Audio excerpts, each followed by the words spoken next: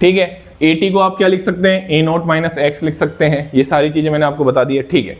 अब जो next formula बनता है T हाफ का, T हाफ की डेफिनेशन क्या होती है कि सर जो कंसंट्रेशन है वो आधी हो जाए, या जो अमाउंट है रिएक्टेंट का वो आधा खत्म हो जाए और आधा बच जाए। अब अगर आधा खत्म हो गया तो आधा बच जाएगा ना यार। तो आप एक चीज बताइए, टी हाफ पे आप क्या लिख सकते हैं, AT बराबर आधा बच गया मतलब A नोट बाई 2 हो गया खेल, इस फॉर्मूले में रख दो।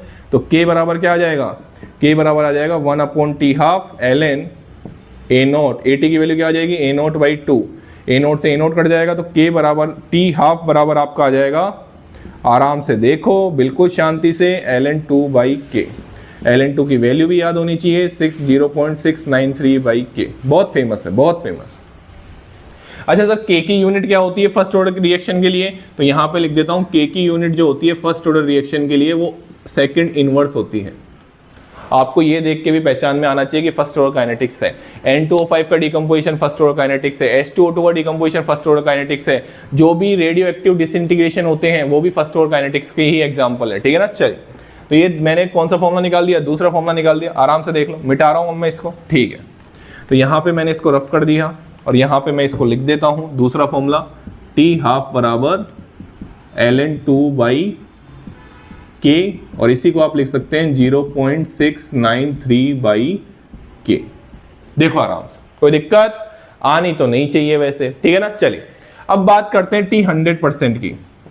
तो T 100% का मतलब क्या होता है कि रिएक्शन का जो रिएक्टेंट है वो पूरी तरीके से खत्म हो चुका है, मतलब x की वैल्यू किसके बराबर हो चुकी है, A नोट के बराबर हो चुकी है, और AT की वैल्यू 0 हो चुकी है। तो मेरे को एक चीज बताओ, जब आप ये निकालने जाओगे तो आप मेरे को एक चीज बताओ, खुद ही बता दो कि सर जब AT 0 होगा, जब AT 0 कोई अप्रोच करेगा तो 1/0 तो इंफिनिटी होता है, ln इंफिनिटी इनफाइनाइट को अप्रोच करेगा, मतलब ये रिएक्शन T 100% का मतलब है रिएक्शन 100% खत्म हो चुकी है।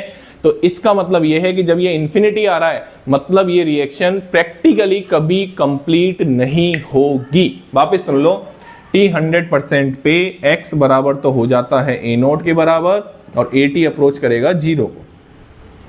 AT 0 रखोगे 1/0 infinite, ln infinite infinite, practically possible नहीं है। तो यहां पे अगर हम देखें थियोरेटिकली हम बोल सकते हैं, थियोरेटिकली